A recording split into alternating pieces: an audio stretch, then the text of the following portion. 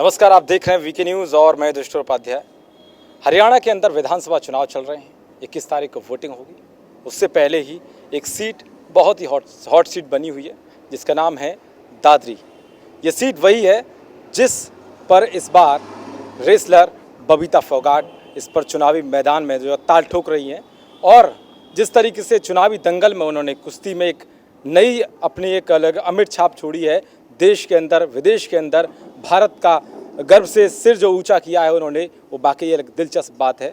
और ऐसी महिलाओं पर और ऐसी बहनों पर नाज होना चाहिए हमारे हर भारतवासी को।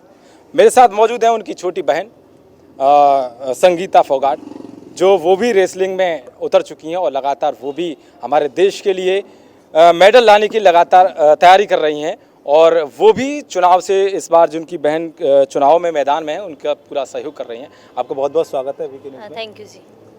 आप कैसे देख रही हैं इस बार आपकी जो सिस्टर हैं, एक रेसलर, बड़ी इंटरनेशनल रेसलर, और वो राजनीतिक मैदान में उतर चुकी हैं, तो उन्हें राजनीतिक मैदान में क्या अच्छा लगा जो कि इस बार वो राजनीतिक मैदान में एक रेसलिंग इंटरनेशनल को छोड़कर?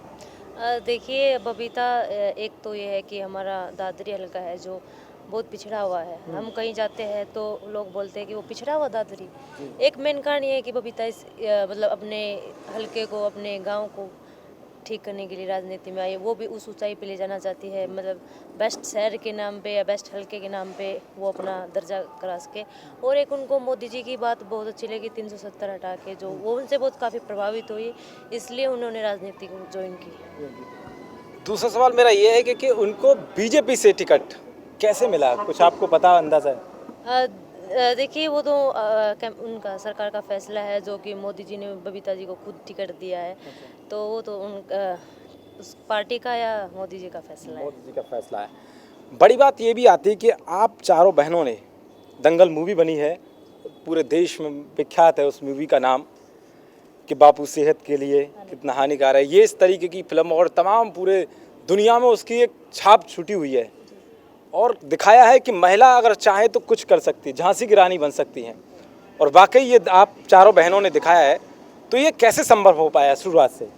ये देखिए, पहले पापा, मेरे दादाजी रेसलर थे, पापा भी रेसलिंग, फिर पापा ने, आपने दंगल मूवी देखा होगा कैसी हमारी रेसलिंग की शुरुआत हुई। तो ये हमें ऐसे कहेंगे कि हमारी रेसलिंग की शुरुआत आसान नहीं थी, बहुत मुश्किलों का सामना करना पड़ा, उसके बावजूद हम इस मुकाम पे है।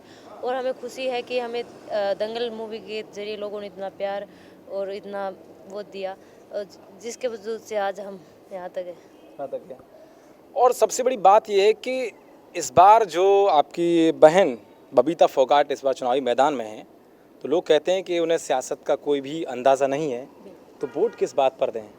देखिए, मेरी माँ है जो खुद वो 2 बार हमारी सरपंच रह चुकी है। मेरे चाचा जी 2 बार खुद गांव के सरपंच रह चुके हैं। और मेरे चाचा जी हैं वो 25 साल से राजनीतिक से जुड़े हुए। तो आप ये नहीं कह सकते कि हमें राजनीति की जानकारी नहीं है।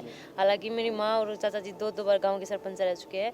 तो हम बचपन से राजनीतिक माहौल और खेल से जुड़े हुए हैं। ये नहीं कि हमें राजनीति के लिए खबर नहीं।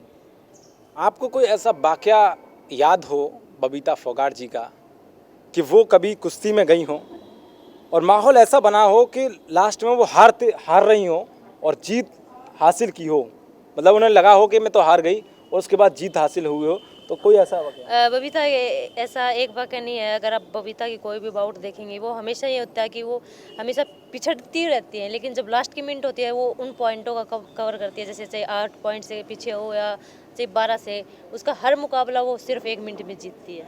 1 मिनट में? बिल्कुल। अच्छा, और आप भी अपने बारे में बताएं कि आप आगे अपने जीवन को कहाँ ले जाना चाहती हैं? देखिए, मैं तो अभी रेसलिंग पे फोकस कर रही हूँ। अभी अपनी बहन को सपोर्ट करने हैं, जैसे हम कुश्ती में सपोर्ट करते हैं बबीता को। डेफिनेटली ये पहली बार अब यहाँ पे उतरी हैं, तो राजनीति में तो उसको सपोर्ट करने का हक बनता है। तो आपने अभी तक रेसलिंग में अभी कोई खास कोई जीता हो, कोई ऐसा? मैंने कॉमनवेल्थ चैंपियनशिप में सिल्वर मेडल है, एशिया चैंपियनशिप में ब्रॉन्ज मेडल है सीनियर में। तो बहुत अच्छा कि मतलब देश का नाम रोशन हो।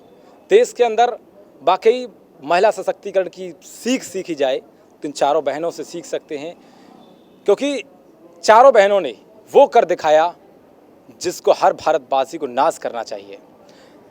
संगीता जी, एक सवाल मेरा ये भी है कि आज के दौर में देखा जाए तो महिलाओं को एक अलग तरीके से देखा जाता है हालांकि अब तो बीजेपी बात करती है बेटी बचाओ बेटी पढ़ाओ की, लेकिन मुझे लगता है कि जब से आप चारों बहनों ने एक नया दृश्य बनाया है, दृष्टिकोण दिखाया है पूरे भारत को, तब से एक नई उम्मीद की किरण जगी है हर एक के अंदर।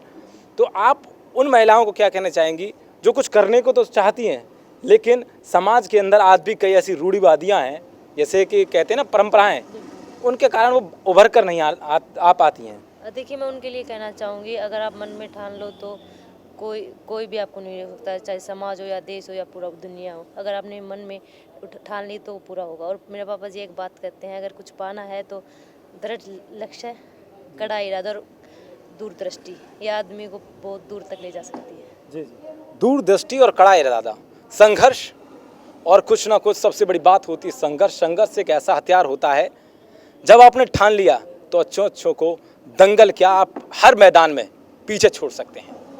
ये हमारे साथ थी बबीता फोगाट की बहन संगीता फोगाट, जिन्होंने बेबाक हमसे बातचीत की और उन्होंने बताया बबीता फोगाट के बारे में कि किस तरीके से उनका जीवन संघर्षशील और किस तरीके से देश को मेडल लगातार जितवाए। कितने मेडल जीत चुके हैं अब तक वो? देखिए, ये तो कभी बैठ के गिना नहीं है, लेकिन लगभग बहुत ज़्यादा 30-40 के आसपास तो होंगे।